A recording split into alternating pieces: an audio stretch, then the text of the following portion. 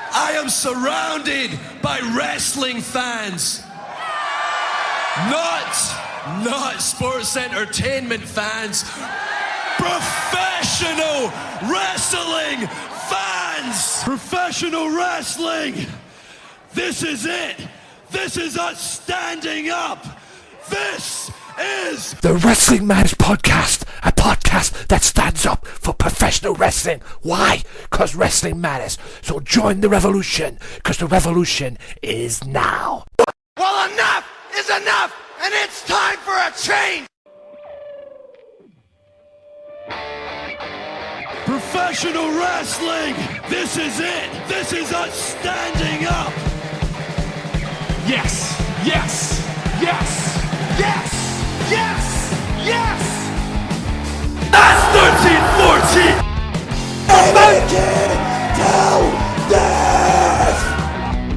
Dina, I am the best in the world.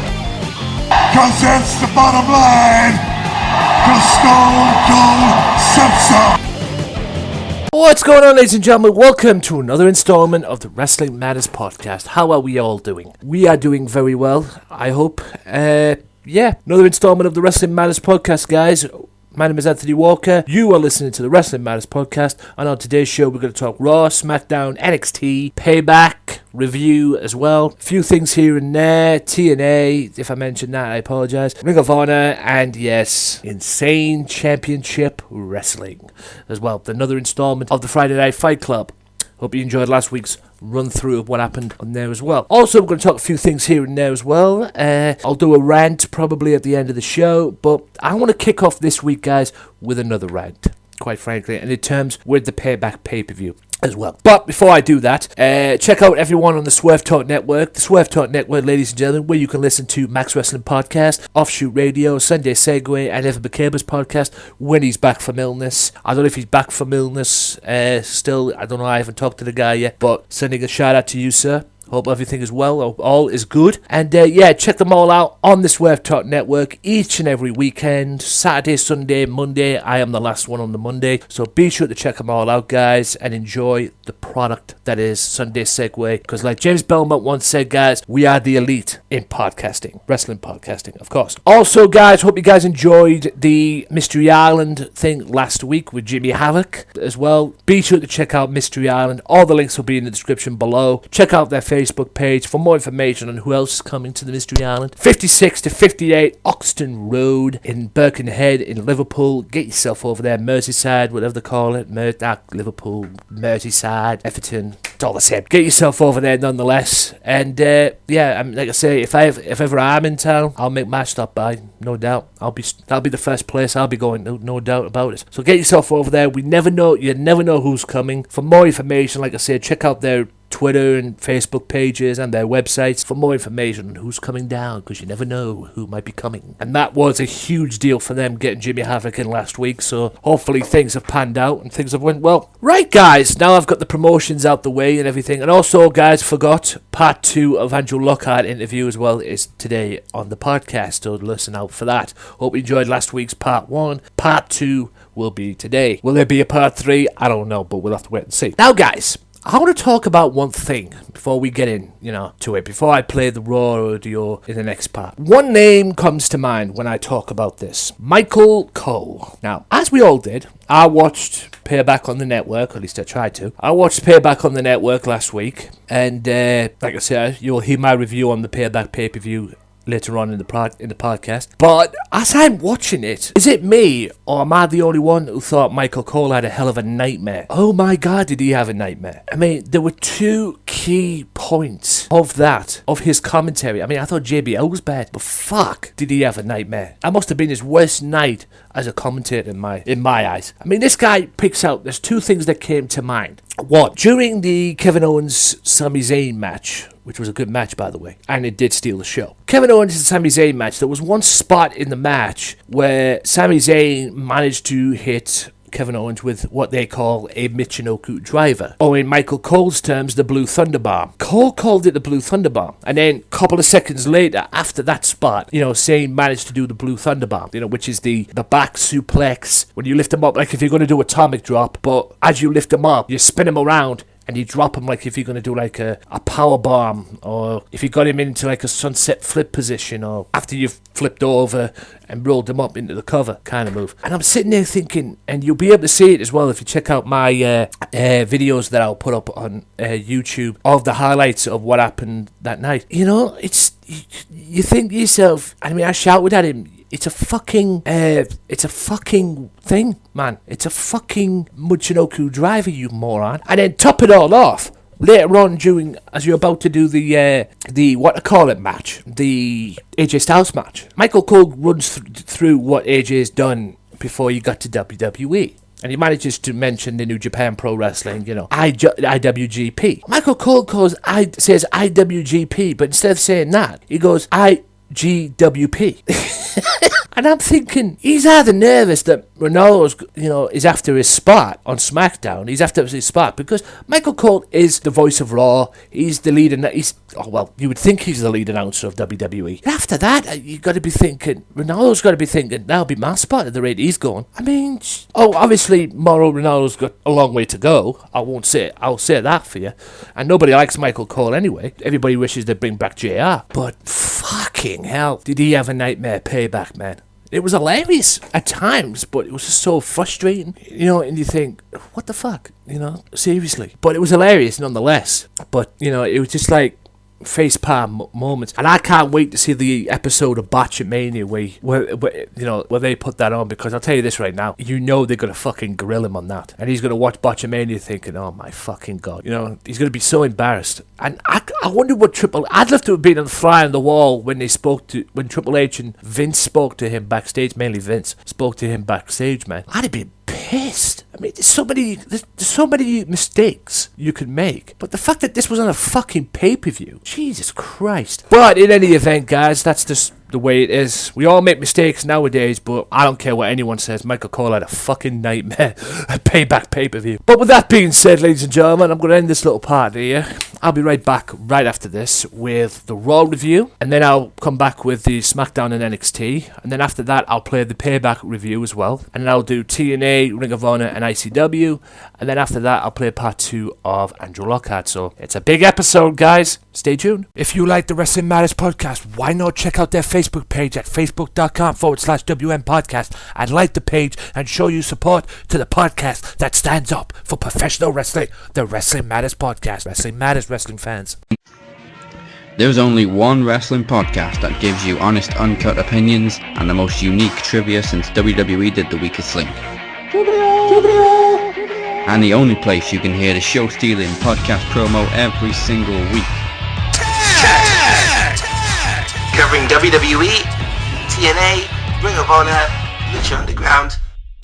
Max Wrestling Podcast is the place for you. Join myself, Evan Money McCabe, the Phoenix, and the Butcher, Sundays at 7 p.m. UK time, 2 p.m. Eastern Time with your host, Danny Dangerously, on VOC Nation and the Swerve Talk Network.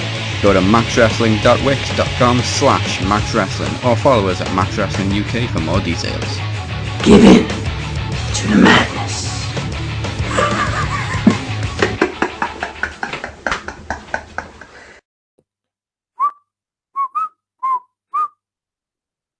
What's happening, ladies and gentlemen? It's Mates at HEAD, welcoming you to another WWE Raw review video. Hope you're all well. Hope it all is well in whatever it is you are doing when you see this video. As well, I'm here to talk about Raw last night. The first Raw after the Payback pay-per-view. A very strange Payback pay-per-view. Check out the link in the description for my review on Payback as well. So, yeah, be sure to check that out. As well, just doing a few retouches here and there. Everything should be cushy right now. Get that off. And now we get down to business, guys. We get down to business talking about Monday Night Raw, which took place May 2nd of this year and took place right after the Payback pay-per-view, like I said, and kicked off this week with Shane and Stephanie coming out and Kevin Owens confronting them. Basically, they seem to be on the same page. And Kevin Owens made a vow last night after beating Sami Zayn the other night. He wanted a shot at the Intercontinental Championship. However, that got interrupted because the James Bond of the WWE, Cesaro, old Swiss Superman, wanted a rematch because of what happened. Sami Zayn and Kevin Owens fighting and, basically costing Cesaro the Intercontinental Championship. He wanted another opportunity. So Shane and Stephanie, maybe Shane, I don't know, but Shane and Stephanie came to an arrangement where they put Cesaro versus Kevin Owens. The winner gets a title shot. And Cesaro ended up beating Kevin Owens by DQ thanks to Miz getting involved. And then for some strange reason, the Miz and Kevin Owens started putting a beat down on Cesaro, and then Sami Zayn came out and chased away Kevin Owens and made a statement by picking up the Intercontinental Championship that he wanted a shot at the Intercontinental Championship. Guys, I said this on the Payback review, and I'll say it again right now. Fatal four-way: Cesaro, Sami Zayn, Kevin Owens, The Miz. Probably at Payback. That's my prediction on that. That's my take on that. It's going to happen. Fatal four-way match. Probably Extreme Rules will be involved at some point as well. No DQ, whatever. That's going to happen. You can see it coming a mile away, and I'll be very surprised if they don't do that. Now, I'll get to the bullshit parts about Raw. There was a couple of bullshit parts about Raw, and which leads me to the next match, quite frankly. Backstage, Goldust seemed to be a little bit jealous of Tyler Breeze being Truth's tag team partner. And I made my feelings crystal clear about this angle. Fandango came in, and Goldust challenged Tyler Breeze to a match. Now, the positive about this, if there is a positive, the positive about this is Tyler Breeze actually won a match. Yay! Tyler Breeze won. So that means this not 49 losses streak that he was on is over. And he finally got a match and won. But I just want this angle to be over, quite frankly, with R-Truth. I don't know what the hell's going to go down. I don't know where it's going to go. But it's not funny. It's not interesting. It's quite frankly annoying, and it's annoying the hell out of me. And the sooner it's over, the better, quite frankly. And I might as well talk about it as well.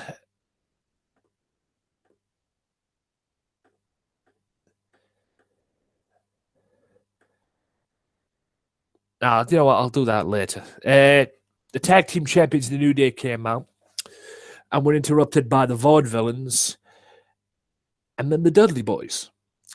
However, Big Cass came out and wanted some revenge on the Vaudevillains because he blames the Vaudevillains for Enzo having that injury. If you didn't see Payback, go and watch Payback and you'll know what the heck I'm talking about. And now all of that led to a match where the Vaudevillains teamed with the Dudley Boys and they joined forces against the New Day and their tag team partner, Big Cass. And Big Cass managed to get the victory for the team. And it's been stated that the Vaudevillains will challenge the New Day for the tag team championships. I knew this was going to come to it. However, they didn't deserve it. They don't deserve the shot. They didn't earn the shot. They didn't beat Enzo and Cass. A bottom rope, middle rope combination beat Enzo and Cass, quite frankly. So hopefully that will change. At the moment right now, it's the Vaudevillains and the New Day. I don't see that being a tag team matchup. So I think that'll be a triple threat tag team match or something. Should Enzo and Cass come back? Well, should Enzo and Moore come back in charge following that concussion? But we'll see. Anyway, the 8-man tag, Big Cass and the New Day beat Dudleys and the Vaudevillains. Emma gets a win over Becky Lynch, despite the fact that Charlotte and Ric Flair ended up addressing the situation with the Chicago screw job, and all of that led to something that Stephanie did, which was very positive, quite frankly. Natalia put Ric Flair in the sharpshooter, which was probably one of the greatest things I've ever seen. It's one thing Brett doing it, but I never thought Natalia would do it. But anyway, after slapping the piss out of Ric Flair as well. But all of that led to what Stephanie booked, because at Extreme Rules, it's going to be Charlotte defending the Women's Championship against Natalia in a submission match. Okay? And this time, Ric Flair is banned from ringside, so Daddy won't be getting involved. Charlotte will have to do it on her own. So basically, the match at Extreme Rules is figure eight versus the sharpshooter, which is great. I can't wait to see it. So we're going to find out which submission is superior. Going back, Emma beat Becky Lynch, which was good. Nothing really much about that match, quite frankly. Them two seem to be having a little bit of a feud. Stephanie cancelled the Ambrose Asylum, and it seems it's not over between Chris Jericho and Dean Ambrose. I am sick and tired of this angle. I don't mind them two going at it, Chris Jericho and Dean Ambrose, but this feud was based off the highlight reel versus the Ambrose Asylum. And it seems the highlight reel is back this Thursday night on Smackdown. Sami Zayn being involved on that one. So, I'm considering what happened last week on SmackDown. It's the end of the League of Nations split. However, that didn't seem to stop Rusev, because he managed to win a Battle Royal. And the Battle Royal to determine the number one contender for the United States Championship. Are WWE going back to the old Rusev? That dominant Rusev. All right, he's not going to be Russian anymore. But that dominant Rusev that is now, the Bulgarian brute Rusev. That monster that he can be. And he's going to be challenging Kalisto at some point for the United States Championship. After getting rid of Zack Ryder, I knew Zack Ryder wouldn't win it, although I was hoping, considering what they did to him after WrestleMania. But I was hoping for it, but I knew Zack Ryder wouldn't win it. I was very surprised that Sheamus got eliminated. I thought Sheamus would have won it. Baron Corbin, who was also in the match, is still beefing with Dolph Ziggler. That feud's not over by a long shot. And, Rusev won it. But, like I say, are we seeing the old Rusev, that Russian sympathizer, monster Rusev, that was dominant up until he fought John Cena? Oh, by the way, is back May 30th. So, will we see this new, this new Rusev, the old Rusev revamped a little bit, and will he be United States champion? It'd be interesting to see. But, Kalisto has been on fire as well, so I've got no complaints with Kalisto being the champion. Women's champion already done, and that led to the main event, which was made earlier on when Roman Reigns confronted AJ Styles, and then the Usos got involved. Roman Reigns teams with his buddies, the Usos, the cousins, in fact, against AJ Styles and Anderson and Gallows. That's right, the proverbial Bullet Club match. Phenomenal six-man tag. Every pun intended on that. Phenomenal six-man tag. And AJ managed to get the victory with the springboard forearm that he's been doing lately. And they ended up getting the victory over the Usos. And then after the match, Gallows and Anderson wanted to beat down the Roman Reigns. They held Roman Reigns. Yeah, they said AJ used the chair. AJ didn't use the chair. However, one of the Usos did on AJ's back, and then AJ used the chair on the Usos as well, and then took a Superman punch for his trouble. It's going to be interesting, Extreme Rules. It really is. And not only that, I could see an Extreme Rules match down the pipelines with Usos and Gallows and Anderson, to be honest. I know they've already had a match. I can see another one down the pipeline. All in all, a very okay Raw. Very good Raw. Not the best Raw I've seen. Not the one that, I was excited about. I thought they would have done the 6-man tag or pay-per-view, done something different towards that, and then made that 6-man tag for a pay-per-view. Because I expected to see that pay-per-view sometime at Battleground, like a Battleground pay-per-view. Or maybe Money in the Bank, I don't know. But at the end of the day, it was an okay Raw. I will give it a 6 out of 10. 6 out of 10, 3 out of 5 again. Nothing really impactful on it for me. Nothing really caught my eye. Nothing really that made me go, holy shit, like when Gallows and Anderson debuted. Nothing really, was impactful. Nothing really caught my eye or made me excited. It was just an okay Raw. Let's leave it at that. And that about wraps it up for this video, guys. Hope you've enjoyed it. Like, share, subscribe. Check out the new episode of the Wrestling Matters podcast. Links will be in the description below. Also, check out the Payback review as well. The link to that will be in the description below. Check out all the links in the description below as well. And like I say, guys, like, share, subscribe. Enjoy your rest of the week. I am a very busy man this week because I got something big going down on Saturday that I know I've got my hands full. So until next time, guys, I'll be back next week with another Raw review, probably promoted this time. Sorry it wasn't promoted this one, but I've been very busy in that, but hopefully it'll all be promoted again. And until then, guys, another Raw review next week, and I'll be back with the Wrestling Matters podcast next Monday night. Or next Monday as well. Be sure to look out for that. And the only way you get to see them is on this channel. Subscribe to this channel. And as this is going out as well, if you're in Liverpool, Birkenhead, 56 to 58 Oxton Road, get yourself over there tomorrow. Jimmy Havoc's there. Okay? Jimmy Havoc's there. So get yourself over. I can't stress that enough. I'll promote it on the podcast. I'll promote it here. My name is Anthony Walker. Like, share, subscribe. And until next time, guys, I'll see you soon. Peace out.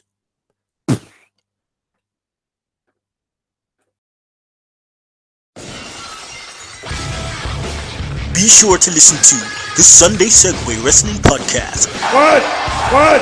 Every Sunday with Kenny Killer and the Galdem Sugar Shubs. Yes! With all the news, views, and laughter that you want. They like jet airplanes. They like long limousines. Every Sunday, the Sunday Segway Wrestling Podcast on Podomatic, iTunes, and YouTube.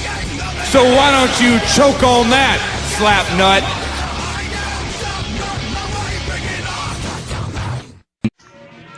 There's only one wrestling podcast that gives you honest, uncut opinions and the most unique trivia since WWE did The Weakest Link. And the only place you can hear the show-stealing podcast promo every single week. Covering WWE, TNA, Ring of Honor, Lucha Underground.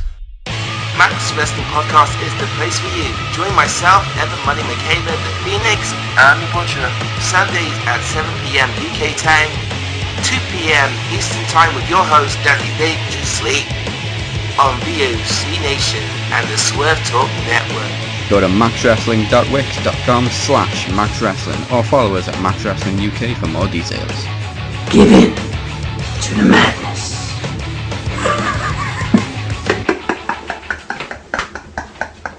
Welcome back, everyone, to the Wrestling Matters podcast. I hope you enjoyed the Raw review there. Now, I'm going to go straight into Smackdown and NXT. Run through quickly with these. And, Smackdown NXT. Now, Smackdown kicked off with the highlight reel with Sami Zayn, which led to The Miz versus Sami Zayn for the, which Sami won by DQ. Vaudevillains defeated the Social Outcasts. Becky Lynch and Natalya beat Charlotte and Emma.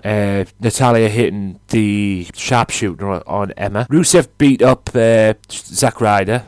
Nothing new there. Usos versus Gallows and Anderson ended in a no contest because that ended up being a 6-man tag. A rematch from Raw, if you will. Roman Reigns and the Usos beat AJ Styles, Luke Gallows, and Carl Anderson in a 6-man. A little revenge from Raw. So that was basically all that was it for SmackDown, quite frankly. Really nothing much to go with in that one, and the 6-man tag is building up towards the Extreme Rules match that AJ Styles and Roman Reigns will have May 22nd. So let's go straight into the NXT show, which saw the debut of Eric Young. That's right, Eric Young arrived and went into a match with Samoa Joe. Nothing really big. It was a non-title match. Obviously, Young's there to prove himself. He interrupts Samoa Joe at the beginning. Nia Jax beats Tessa Blanchard. Ty Dillinger gets beat by Austin Aries. The Revival defeat Hype Bros. No Way Jose wins against Noah Hutchins.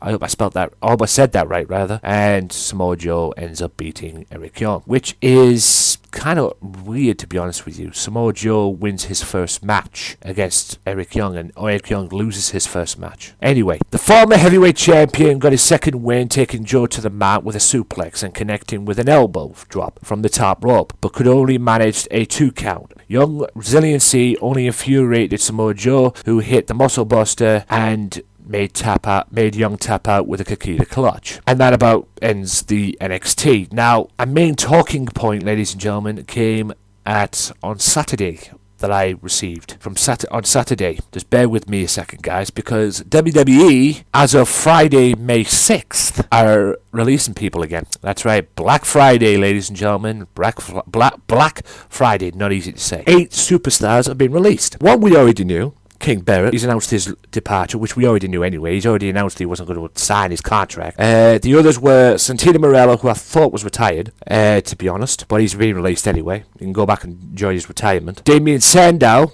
who, quite frankly, is amazed. I'm amazed that he's still here, or he's still on the roster. Cameron, from Cameron and Naomi, as well. Funkadactyls.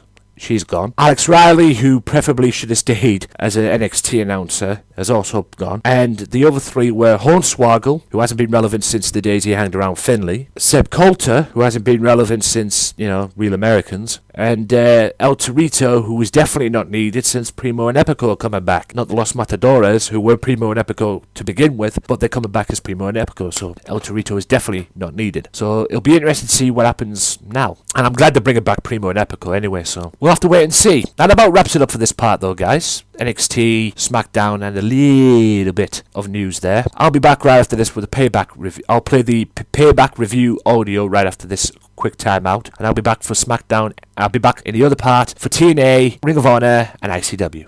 So stay tuned. If you like the Wrestling Matters Podcast, why not follow the Wrestling Matters Podcast now on Twitter at WM Podcast for all professional wrestling news. Wrestling Matters, wrestling fans. Yo, what's going on, ladies and gentlemen? My name is Anthony Walker. Welcome to this WWE 2K16 Payback. WWE 2K Payback 2K16. Wow, what a brain fart. WWE Payback 2K16. That's right, 2016 review, headlined by Roman Reigns versus AJ Styles. Now, very good pay-per-view. Not the best, but it was a good pay-per-view. I was happy with it. Thankfully, it didn't end the way it did. But, yeah. I've got a few things I want to do before we kick off this. Let's talk about... I managed to see the kickoff show. Kalisto retained the title against Ryback. Now, don't get me wrong. This match was actually a pretty good match. And Kalisto won the title. And that wasn't the big picture of it.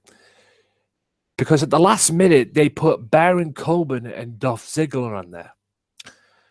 Now, I got no problems with what they do in terms of the pit thingy, but at least promote the match for the kickoff show. Because they didn't promote the match. They only promoted one match on the kickoff show.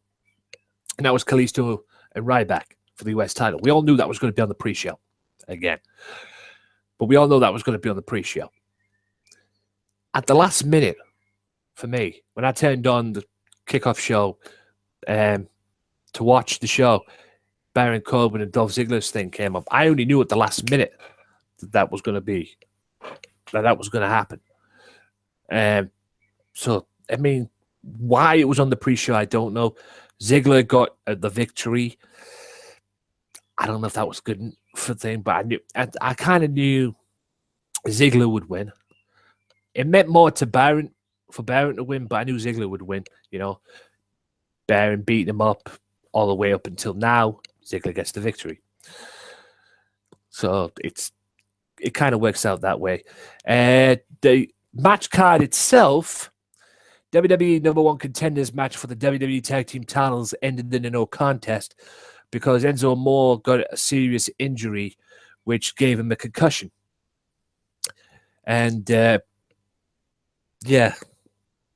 the match ended in a no contest. So we don't have number one contenders for the tag team titles, unfortunately. The match that stole the show, which was incredible in its own right, Kevin Owens and Sami Zayn, back and forth match, just like we all knew it would, just like we all knew it was going to be. And Kevin Owens got the victory, which was very surprising because I was expecting Sami to win, get the payback for what Kevin's been doing, yada, yada, yada. But Kevin got the victory, man. Fair play. Dominated most of the match. And then, it was basically two guys just going at it, fighting. They knew each other so well, so you knew it was going to be an epic match. And like I said, Kevin got the victory, and, kudos to him. And he made it very, very clear that he wanted to go and win the Intercontinental Championship back. Speaking of the Intercontinental Championship, the first clusterfuck of the evening, quite frankly, in a good match with The Miz and Cesaro owning him, quite frankly, for most of the match. Kevin Owens was at ringside, and towards the end, Sami Zayn came back and attacked him, and they started fighting outside. The brawl ensued outside. Meanwhile, in the ring,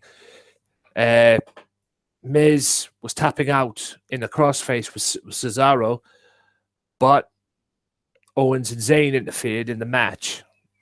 While they were fighting, they distracted Cesaro. Cesaro gets up, knocks them both off the apron. Miz rolls him up, gets a 1-2-3, and retains. Fatal four-way in the pipeline. I'm calling it now. Fatal four-way in the pipeline. Cesaro, Zayn, Owens, The Miz. It's going to happen. But kind of a rubbish ending to the match, in my opinion. But, Miz still retains and still looks like Lady Gaga. Enough said about that. Dean Ambrose and Chris Jericho, which was actually a good match. And we all knew it would be a good match. And as we all pointed out, Dean Ambrose managed to get the victory.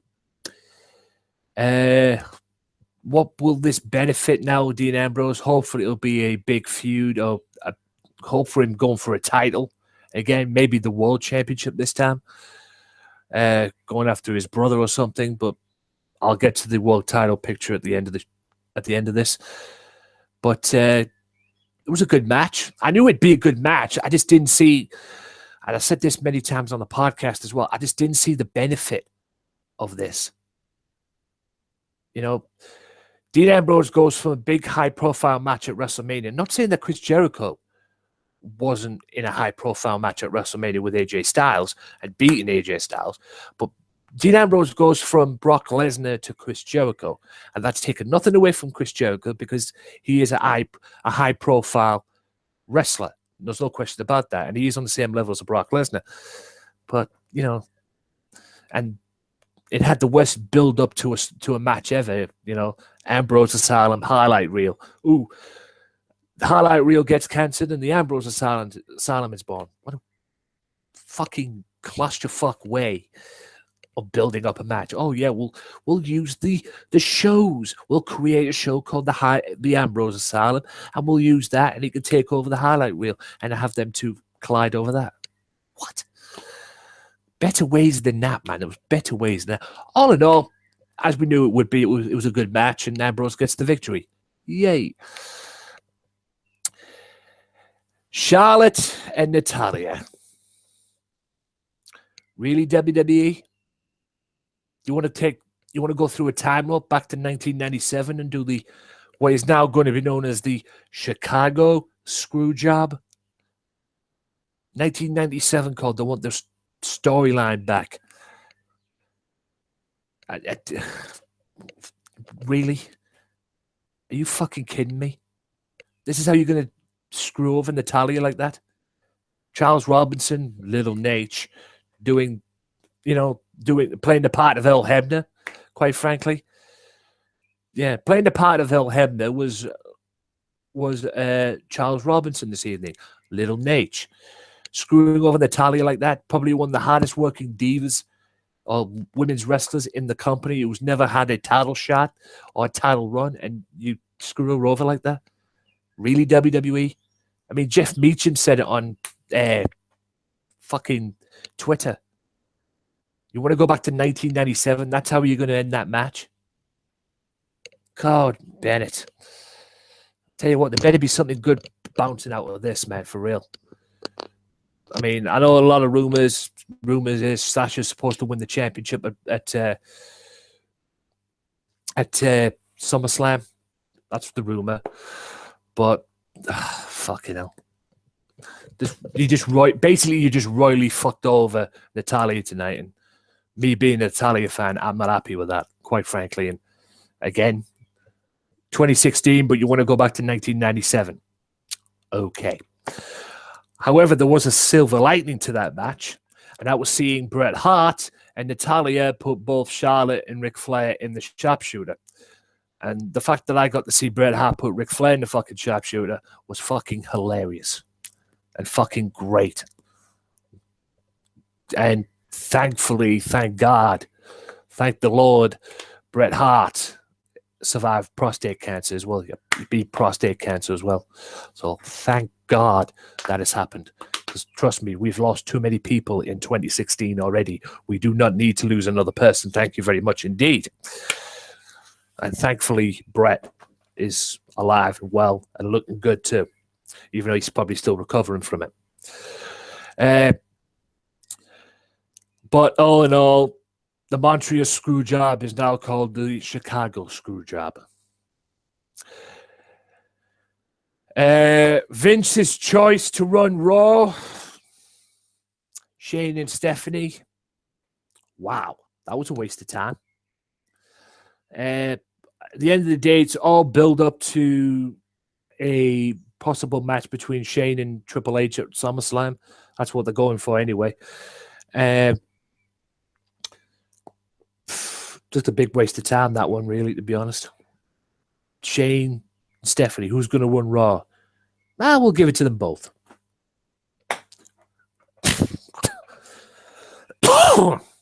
You know, it is what it is, ladies and gents. And Roman Reigns, AJ Styles, which first ended in a count-out, AJ winning by count-out, and then AJ winning by DQ. And then Shane and Stephanie coming out and making it a no DQ, no count-out match. And then, as we expected, Anderson and Gallows take the advantage of the no disqualification ruling and come out and try and help AJ to become champion. And then the Usos come out to counter Gallows and Anderson.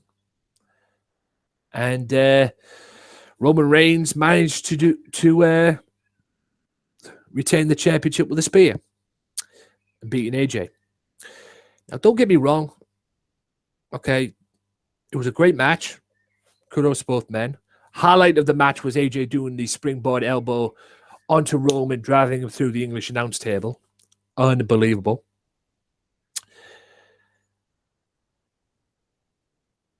But a good match, a good main event, but crappily poorly done, in my opinion. But Roman Reigns is still the world champion, and the match has already been set for Extreme Rules. Shane and Stephanie managed to agree to a match involving Roman Reigns defending the WWE World Heavyweight Championship against AJ Styles in an Extreme Rules match at Extreme Rules. Should be good, ladies and gents. Should be good. There'll be no excuses this time around, and no count outs or DQ supposed finishes like there were. All in all, guys, the pay-per-view itself was okay. I'll go as far as saying that. It was okay. It wasn't great. It wasn't the best pay-per-view I have seen all year, but it was okay. I guess that's what pay-per-views are like when they finish with, WrestleMania. The bounce back from WrestleMania, you get an okay pay-per-view. You don't get a great pay-per-view, you get an okay one. But like I say, guys, all in all, I will give it a 3 out of 5 if I'm scoring it out of 5. And out of 10, I will give it a 6 going on 7. Like I say, it was okay. It wasn't the greatest pay-per-view I've seen, but there was some bullshit in it. Chicago Screwjob. You worked that out. And that about wraps it up, guys. That about wraps it up for this quick video, this review. Hope you guys have enjoyed it. Smash that like button. Subscribe to the Wrestling Madness channel if you're new around here for weekly podcast, weekly reviews, and more great wrestling-related content on this channel as well. Like I say, weekly podcast when I talk WWE, NXT, TNA, Ring of Honor, ICW, maybe Progress Wrestling here and there, have guests on. The only way you get to see it is on this channel. New episode is up this tomorrow as well on this channel. Look out for that. It'll be up at 12 p.m. UK time, dinner time, UK time. I'm putting them up early, and it'll be on at 9 o'clock on the Swerve Talk network as well. So be sure to check that out as well. And yeah, my name is Anthony Walker, guys. Like, share, subscribe, and I'll see you next time. Thanks for watching. Hope you guys enjoyed Payback and enjoy the rest of the evening. And I'll see you soon. Peace.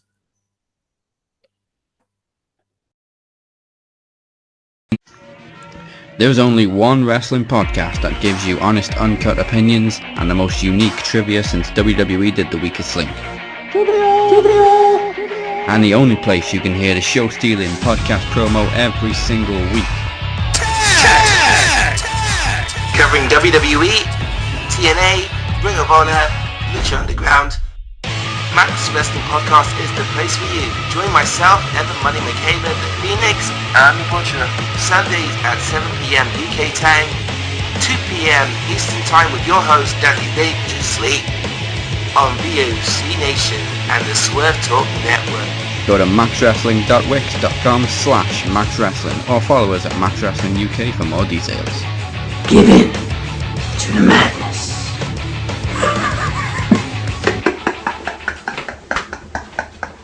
Welcome back, ladies and gentlemen, to the Wrestling Matters podcast. Hope you enjoyed the Payback review audio, and now we're going to get right into it. Ring of Honor, ICW, and TNA. Now, Ring of Honor was the Bullet Club Hour, as it was called. Remember, guys, this was taped in February, so what you're going to hear right now is going to sound a little strange, but this was taped in February. Just remember that, okay? It was headlined by Carl Anderson, yes, Carl Anderson and Doc Gallows, the same Carl Anderson and Doc Gallows you see in WWE, against the Briscoes, in a hard-hitting, intense match, which ended up having the Briscoes win it. And like I said, it was probably one of the last matches that Carl Anderson and Doc Gallows had before going to WWE. Also, there was an 8-man tag with the Japanese contention of the Bullet Club, as well as Cody Hall, taking on Moose, a team featuring Moose, Michael Elgin as well, and Tanahashi, I think, was the other one as well. But it all came down, it was elimination because it came down to 2 people, Moose and Cody Hall, and Moose managed to get the win with the spear that he does as well.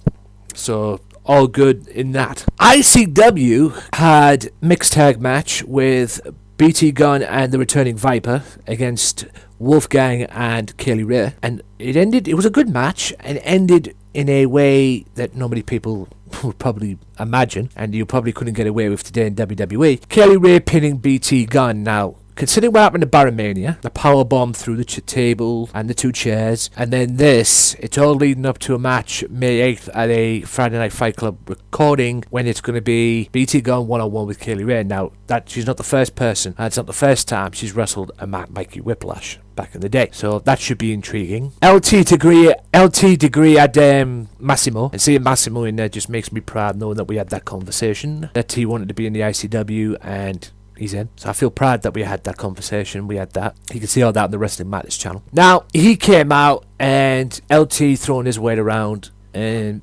Massimo standing up for himself, not taking any crap from LT. LT cheap shots him. Kenny Williams comes out and saves Massimo, hits him with the Daniel Bryan-like knee strike. Massimo didn't take too kindly to it. Gets LT to the ropes, hits a pump kick on him, one of them bro kicks, and they show respect to one another, Massimo and Kenny Williams. So that was all intriguing as well. Local Fire collided, which was Davey Boy and Joe Henry. Now, Joe Henry bollocked Davey Boy and Wee Man, because Wee Man was going to come out and do his shtick that he always does, and Joe Henry had a contingency plan, and it seemed that them two didn't take, well, I don't know what Davey Boy was thinking, but Wee Man didn't take it too kindly, and Davey Boy won by hitting him, by Wee Man hitting, I believe he hits Local Fire, Joe Henry over the head with a bottle, and got the victory, much to the dismay of one Davey Boy, because backstage when they had the interview, Davey Boy had a puzzled look on his face. Is the Wee Man turning heel? Will Davey Boy turn heel? What will Joe Henry do? We'll have to wait and see and find out this coming week on Friday Night Fight Club, or Fight Club, as it seems to be now called. Now, all of that, though, ended with the ICW World Heavyweight Championship match, which saw Trent Severin and one Demo, which Demo retained, but this was hard-hitting, physical at its best. And at one point, Trent Severin was nearly killed, to be honest, by Demo. He didn't want to do it, but Demo knocked him off the apron and he went right through the table on the outside, basically putting an end to him. And if you haven't seen it, like I say, guys, it's free on ICW On Demand. Go and check it out. Insane Champ Wrestling or insanewrestling.co.uk. Check it out. You need to see it. If you haven't seen it, and if you haven't subscribed to the ICW On Demand service, Jesus Christ, you're missing out, man. It's really got some good stuff on there, and it is worth the price of admission. Now for TNA, which saw Bram retain the King of the Mountain title in a King of the Mountain match, not to see Eli Drake try and cashing it in. Also, it saw Mike Bennett one-on-one with Jeff Hardy, which Jeff Hardy won by DQ, and that ended up being a triple threat match towards the end to determine the number one contender for the World Heavyweight Championship. Drew Galloway was the referee, and Bobby Lashley, much to the dismay of one Drew Galloway, had no choice but to raise his hands in victorious. And it seems to be Drew Galloway and Bobby Lashley at Slammiversary, much to the dismay of Drew Galloway, but I'm sure Drew could take it. Whether they like it or not, I'm sure Drew could take it. No doubt, because he is the TNA World Heavyweight Champion. A few other things as well. Maria Kanellis throwing her weight around in the Knockouts division as well, because she is the Knockouts division leader, the head, the Karen Jarrett role, as you can probably say. And not only that, it seems now that the TNA championship is now the women's championship from the one that looks on the picture. I'm not really concerned about it, to be fair. I prefer the WWE women's title in my opinion, but it's funny how we're talking about the women's championship now in WWE, and when it was back in the day,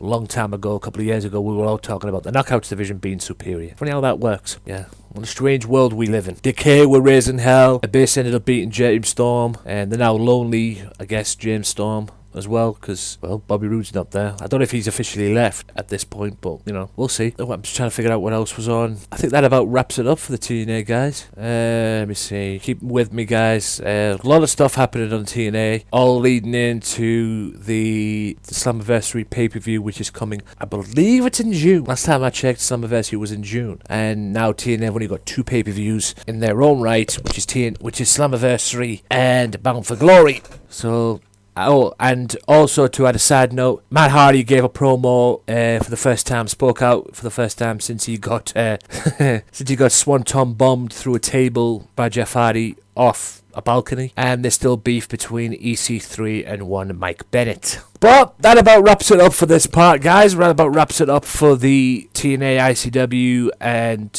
Ring of Honor look back. I'll be back right after this. I'm going to play the audio of part 2 of Andrew Lockhart's interview, and I'll be back with a top 10 on SummerSlam Controversies. So stay tuned, we ain't done yet. Be sure to listen to the Sunday Segway Wrestling Podcast. What? Every Sunday with Kenny Killer and the Galdem Sugar Shubs. Yes! With all the news, views, and laughter that you want. They like jet airplanes. They like long limousines. Every Sunday, the Sunday Segway Wrestling Podcast on Podomatic, iTunes, and YouTube. So why don't you choke on that, slap nut? Yeah, I find it amazing Vern was in there, to be honest with you, considering how, from what I saw in the documentary, things went down with him and Vince. But hey, at least he got credit for his contributions to the business. That's what it's all about at the end of the day. And yeah, Bockwinkel, one of two greatest AWA world champions of all time. And yeah, it just annoys me though. I mean, we go back to Harlem Heat being in the Hall of Fame. Harlem Heat deserve to be in the Hall of Fame, and hopefully never say never, and hopefully they'll get their respect.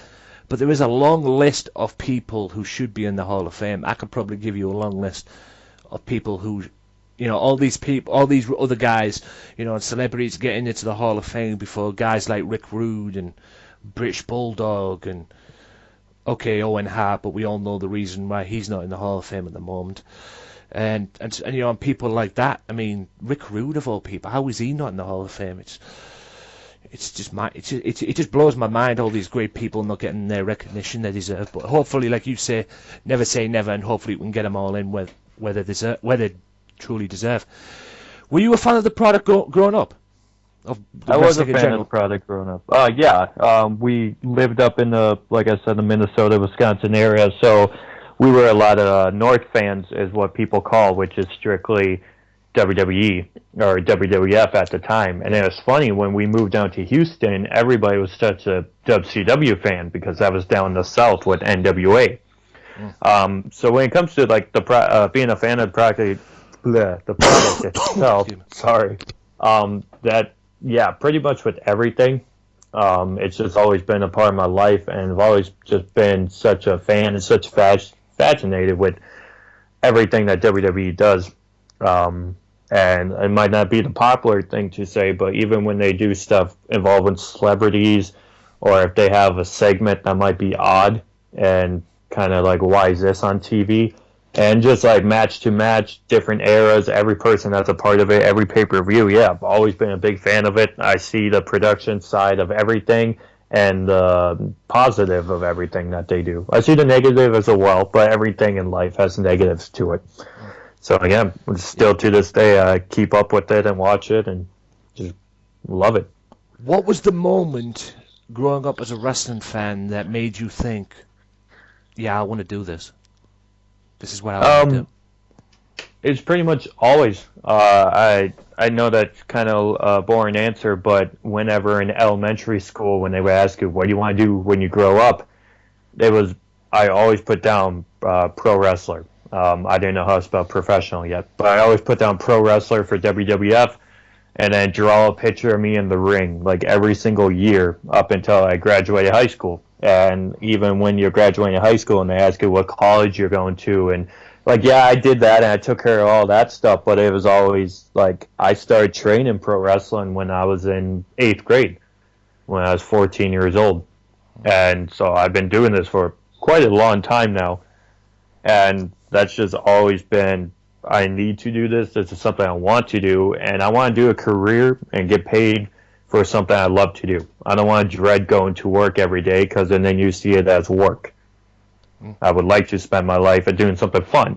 And perhaps if the wrestling thing doesn't work out, it's a huge company. I can always, cut my hair and be a referee, or go back to schooling and learn how to be a cameraman or something like that. You can always work within the confines in the company, even if you're not in the ring necessarily.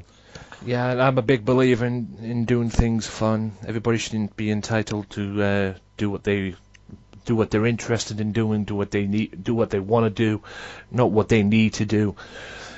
In any way, shape, or form. I'm a big believer in that. That's why I'm in the position where I am today in my life. Because I got tired of people dictating my life, and I'm sick of people dictating my life. And there's only one person that should be dictating my life, and that's me. That's correct. That's good to hear. Yeah, and like I say, I'm a one-man band with this podcast now, and I've been doing this now for going on, say, 3 years. Well, it's 2 years as of April 4th, so 2 years left. Congratulations. Yep, and I'm not giving it up for anybody. So if anybody wants me to do anything, then that's fine. I'll do whatever it needs to be done and everything. I'll work with people and that, anything to balance with this and everything. As long as it balances with what I'm doing. The best thing about this podcast at the end of the day, Andrew, is I get to talk about the one thing I love: professional wrestling. Did you have a favorite match growing up? Yeah, definitely. I think because as a kid, your mind's almost innocent of what just catches your eye, and I guess I would say my favorite match from. Ooh, actually, that's a tough one because when you think about it, there's plenty of matches that have they have a good crowd, they have a good story, the wrestling is good, the entertainment factor of it is good, everything they do is believable. But pretty much the number one match I can sit there and watch any day would have to be Shawn Michaels against Razor Ramon in their SummerSlam ladder match, actually. The second one, they had the rematch. Wow. Because that was one of the... I've always been a big Shawn Michaels fan. He was the guy I gravitated to since I've been... As long as I can remember, just him in the Rockers and everything else that he's done. And just him in his personal life as well, and how he lives and how he believes, that's a factor in my life. Not just because of him, but I can relate to him because of that. But when it comes to that match, yeah, just from what they came out, both colors that the guys were wearing, the atmosphere of the match, the feeling that crowd was that night, it was just a really entertaining match. And then I've got to see more and more of it and read more on it. And just that's probably my number one favorite match of all time, I have to say. See, that's interesting you say that, because if I asked somebody a question like that, I don't think that would have been on their mind, to be honest. I think they would have probably said, if they were going down that direction you went down there, I think they would have probably said WrestleMania 10.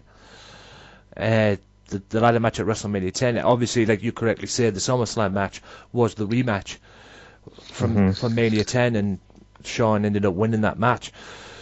So I found that very interesting and very intriguing that you went down that route, to be honest, like I say, because if I'd asked somebody else, they'd have probably went down WrestleMania 10's route. But yeah, well, don't get me wrong, yeah, the WrestleMania 10 was a good match. I guess it's just all about what you see first, because actually, like the 1995 Royal Rumble, a lot of people kind of harp on that one, but that was one of the first videotapes that my brother and I saw. So the 95 Rumble actually has a really soft spot in our hearts, and we really enjoy watching that, even if it wasn't that 5-star or whatever people want to say about it. So I guess because I saw that ladder match first, that's why I just gravitated to it more. Yeah, was that 95 Royal Rumble? That's when Shawn went the distance. Correct. Didn't he? And yeah, and he just managed to beat the Bulldog, and that was the first time he ever did it. Yeah, it wasn't all that good of a Royal Rumble, to be honest with you, looking back on it now. But it was a historic Royal Rumble because Shawn ended up winning and going the distance. Although he didn't get what he deserved at WrestleMania, although he got to wrestle his best mate at WrestleMania for the championship, it wasn't the main event. Yeah, unfortunately. But he managed to. I was going to say he managed to get it. He managed to get it the next year in the epic Iron Man match with him and Brett, which quite frankly started, in my opinion, from what I saw, started their feud. In my opinion, their heated feud, because the way Brett left and everything and came back. If you had to pick one match, you talk about Shawn Michaels being your favourite and being the match itself, other than the ladder match, well, besides the ladder match as well, if you want to add the ladder match, that's entirely up to you. But is there another match out there that blew you away about Shawn Michaels? Because you could probably give, we're talking about Shawn Michaels here, guys. We can probably give you a list of some of the greatest matches this guy's ever had. Was there one match that defied you? I mean, you talk about the ladder match with the rematch with him and Razor Ramon at SummerSlam. Was there that one match that made you believe that, holy shit, this guy's awesome? Yeah, I've always been like I said, I've always been a big fan of Michaels, and then he started, as he getting older, I was just talking to someone a few weeks ago, like how spoiled I think we were as fans, and we didn't even realize it, how when he returned in 2002, I mean, he stuck around for like on and off for like 8 more years, and we just got to see like him and Ric Flair and guys like that on Raw and SmackDown almost every single week. And I don't even think how fortunate we realized we were for seeing that, since his career was quote-unquote over in 1998. And so I guess when it comes to your question, he started building the big moniker as Mr. WrestleMania. And then he had his match against Kurt Angle at WrestleMania 21. And those were my 2 favorite wrestlers probably of all time. And that was just crazy to see. So when it gets to WrestleMania 24, and he's wrestling Ric Flair in Flair's, his career-threatening match, Ric Flair's last match in WWE, I'm sitting in there, I'm like, okay, I know this is going to be a good match, but Flair he's up there in age, and Michaels moves pretty quick for him, and Flair hasn't really had a good match in WWE in a really, really long time. So how is this going to pan out? I just figured it'd kind of be a quick match and nothing too special about it. And I was sitting on the edge of my seat when I was watching that live on pay-per-view, especially at the point when Michaels did the backflip to the outside, and Flair, I guess, ducked out of the way, and Michaels went crashing through the announcer table, and his ribs hit the edge of the table. I thought he was done. I was like, there's no way he can continue, and now Flair's going to have to win this match. Like, I was just, even knowing what the business is and being trained in it, like, I totally got lost in that story and the imagination, if you want to say, of that. And there's just, by the end of that match, like, I was in tears because of how much, like, I got lost into it. And, like, my body was hurting from it, how emotional I got from it. And I'm like, wow, like, that was 10 times better than I could even imagine it could be. So I guess that would be the question, 24 to answer. Yeah, it's amazing that he didn't break his ribs after that. Yeah. The way he landed that match. I mean, Sean's always blown me away. I mean, like I said, the match he had with Kurt Angle at WrestleMania 21 was just insane. There was that match he had with, like you said, correctly said, the match he had with Flair. I'll never forget that. And the match, I mean, when he became WWE champion as well. Not the first time, because he won the first time at WrestleMania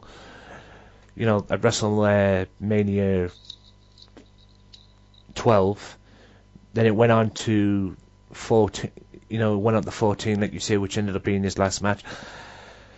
And I'll never forget that last match he had, because Austin, my idol, got the belt, and he got his just due as well. He got the ball, and he got the torch passed to him, and he walked on and carried it on with it. But I'll never forget the next day of that week after WrestleMania, I got an Evening Gazette newspaper over here in the UK, where I'm living right now in Middlesbrough, northeast of England. We've got an Evening Gazette, and on the back of the Evening Gazette was Mike Tyson punching Shawn Michaels, the little picture of it, after the match. The little argument they had, which led to the knockout. You could see the glimpse of it on the back of it. It was just unbelievable. And like we all know, he eventually walked away for 4 years and came back and had that unbelievable match and proved that he still could do it. Yeah, that unbelievable street fight brawl he had with Triple H, and proved that he can still do it. And I was shocked as hell when he won the world title at Survivor Series in that Elimination Chamber. If he'd have said to me he was going to come back and go, oh yeah, he's going to come back and win the title at Survivor Series in that Elimination Chamber, or he's going to come back and have a world title run, I would have said you're out of your mind, to be honest. And then when he came back that second time round, he had all these great feuds with Triple H. He had he had a heated but very intense great feud with Chris Jericho as well.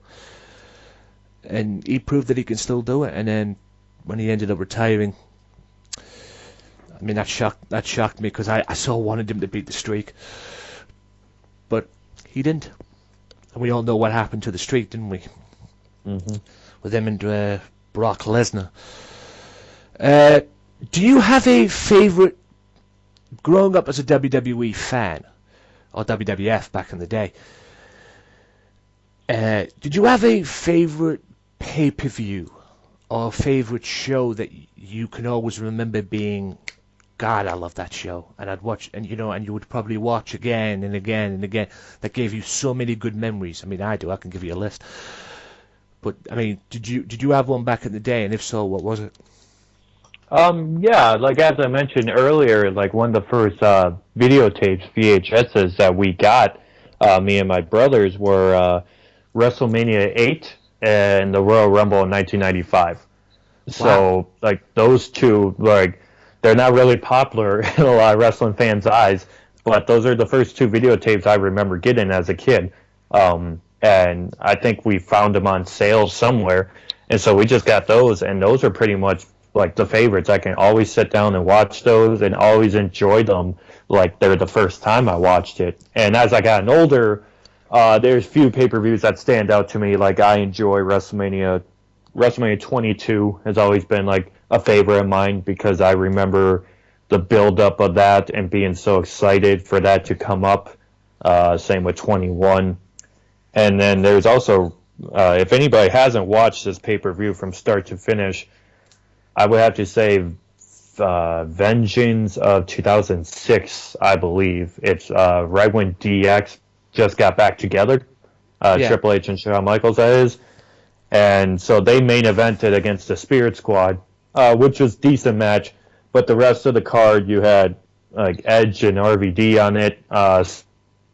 Cena and Sabu with like a lumberjack match. Angle and Orton opened up the show. Yeah. Carlito, Johnny Nitro, and Shelton Benjamin stole the show, in my opinion. Yeah. Like, that crowd is just crazy, and all the excitement and entertainment that goes into that show probably makes it one of my favorites as an adult. Yeah, that was good. That was a very good show. Very good, yeah. Apart from the DX stuff at the end, but anyway, that was just hilarious moments. That, and anyone who beats, I mean, I always enjoyed the way DX used to beat up the Spirit Squad. I just didn't like them. I used to call them the Shit Squad. It was done so well, though, how they did it. Oh yeah, no doubt. Like you say, Vengeance 2006. I mean, but it's funny you also bring up WrestleMania 8, because that was my very first WrestleMania that I ever watched, and I remember that WrestleMania being Randy Savage and Ric Flair. Very good match. Yeah, for the WWF title. But now, from where it was back then to where I am right now, I've heard a lot of stuff about that WrestleMania that nearly went down. You know, it was supposed to be Marty Jannetty, you know, the Shawn Michaels Tito Santana match that opened up the show. Mm-hmm. I believe that was meant to be Marty Jannetty, Michaels. Marty Jannetty. That's the rumor. Yeah, Marty Jannetty and Michaels were supposed to have because of the based off the feud from what happened at the barbershop that couple of months prior to it and everything. They're all going to build up for WrestleMania, but obviously that never happened. And I found it also intriguing because now, going back then, I was just a kid back then and I enjoyed it no matter what happened. But looking back on it now, the whole Savage, Flair, Sid, Hogan was meant to be Hogan Flair for the WWF title. But that got through to the works because even though what it was meant, I mean, we're talking about the pay-per-view, we're talking about the biggest pay-per-view of the year, the biggest show of the year, the biggest show in WWF's calendar at the time, WrestleMania, and they didn't decide to go with Hogan and Flair because of the house shows, because they competed on house shows. I think I can remember one match they had in the Garden as well, and it didn't do very well, and because of that, they didn't decide to go with it, and they went with Savage and Flair, which, not knocking Savage and Flair's match, it was very good in its own right, and it worked, but, you know, that left Hogan with Sid, and it just, I thought Hogan could have got more better. I mean, Savage and Flair did work, but Hogan and Sid, if it was me, I mean, alright, this is Hogan at the end of the day, but if it was me, I would have swapped them two matches around. Looking back on it now, I would have put Hogan and Sid in Savage and Flair's spot on the card, and then put Flair and Savage's in the main event, to be honest with you. Because I thought Savage and Flair worked better than Hogan and Sid. Out with that pay-per-view anyway. I think the catch was that was being billed as at the time that was being billed as Hogan's last match, though. Yeah, that's why I could understand why they put it in the main event, because it was Hogan's last match, like you correctly say, or being built as Hogan's last match, despite the fact he came back 1 year later. And that's why I know I've heard the house show reason, but I've also heard the other reason. The reason that he didn't work Ric Flair at that show is because if that was Hogan's last match, I don't think he wanted to go under to Flair and then disappear, since Flair was an NWA guy. So I kind of think that was the real reason. I don't know. I wasn't there. I was just born when that happened. So yeah, I mean, that was my very first pay-per-view in general was SummerSlam 1991. That's also a good one. Yeah, I remember that being, the wedding with Savage and Elizabeth, the Triangle of Terror, which turned out to be Ultimate Warrior's last match for at least 6 months. Right. But yeah, that was my very first. I mean, that's when you have Bret Hart and Mr. Perfect on that show. Beautiful match. I still think that match doesn't get the recognition it deserves to this very day. I mean, it's probably one of my top 10, at least top 10, top 5 favorite matches ever. Oh, same here. Like your question earlier, that's another match I can sit there and watch 100 times and enjoy it every single time. From those guys, Bobby Heenan and Roddy Piper's commentary in it is spectacular.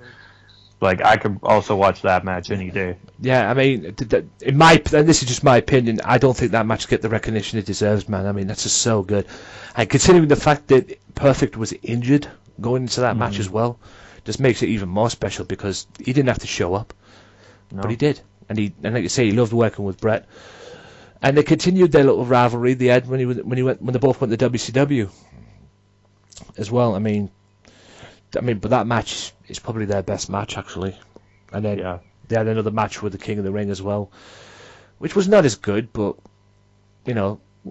it worked. All their matches were really good, but I don't think anything stands out over that SummerSlam one. No way. If you like the Wrestling Matters podcast, why not check out their Facebook page at facebook.com/WM podcast and like the page and show your support to the podcast that stands up for professional wrestling, the Wrestling Matters podcast. Wrestling Matters, wrestling fans. Welcome back, ladies and gentlemen, to the Wrestling Matters podcast, the final part of the Wrestling Matters podcast, guys. Hope you guys have enjoyed the podcast. Hope you guys have enjoyed what you have heard. Little quick promotions, guys. Like I said at the beginning of the show, check out everybody on the Swerve Talk network, from Max Wrestling Podcast, Offshoot Radio, Sunday Segway, and even Evan McCabe as well. Check them all out each and every weekend on the Swerve Talk network for your listening pleasure. Great podcasts there for your listening pleasure, and I'm the last one, obviously, on the Monday as well. So be sure to check all of that good stuff out. Swerve Talk Network links will be all in the description below. Now, ladies and gents, also check out Mystery Island as well. All the Facebook pages will be in there as well. Check them all out for more information on who's coming to Mystery Island. 56 to 58 Oxton Road, Birkenhead in Liverpool, Merseyside. Check them all out. Like I said, get yourself in there if you ever have a chance. I will be there if I ever get down to Liverpool one day. I'll be the first place I'll go to, trust me. And I will be... Like I say, I will be there the next time I go, if I ever go to Liverpool. Trust me on that. Also, be sure to check them out for who's coming there, because you never know who's going to be dropping by. They've had Jimmy Havoc, they've had Chris Masters, Maya Bram. I don't know. Like I say, you never know who's dropping by at the Mystery Island shop. Now, ladies and gents, I'm going to end the podcast with another top 10. Yeah, top 10 biggest SummerSlam controversies. That's right. WWE SummerSlam Controversies. Don't worry, Justin Bieber's not on this controversy. Thank fuck. It is the controversies that have took place, and somewhat the stories behind them too, as well. I've had a look at this, and it's for What Culture Wrestling, as it always is, and it starts at number. It starts at number 10. With Fred Durst flipping off the camera. Now, Fred Durst was at a SummerSlam show. They went on him, and he flipped off the camera. Enough said, really. PG era, he flips off the camera. Apparently, he had to leave. It was at the 25th anniversary, apparently, and apparently he had to leave the show early, apparently, but he apologised for it at the end, but it shows you flipping off the camera. This is now when flipping off people is not cool, in WWE's terms anyway, with it being PG. So yeah, it happened on the 25th anniversary of SummerSlam. Number 9 was Steve Austin won't play the game. Now, apparently, ladies and gentlemen, Triple H won the WWE Championship for the very first time the night after SummerSlam. He was supposed to win it at SummerSlam, apparently, but Steve Austin wouldn't allow that. He wanted his buddy to win it at the time, and still is to this very day, probably, Mick Foley to win it as Mankind. So that all led, obviously, to what happened after the match when Austin injured him. Triple H injured Austin, and then, obviously, what I call it, Foley beat, Triple H beat Foley on Raw. You know, it should have happened at WrestleMania. At SummerSlam, rather. WrestleMania. At SummerSlam, didn't happen. Number 8 was Mean Gene's potty mouth. Now, during a backstage interview with Rick Rude, they didn't I don't know if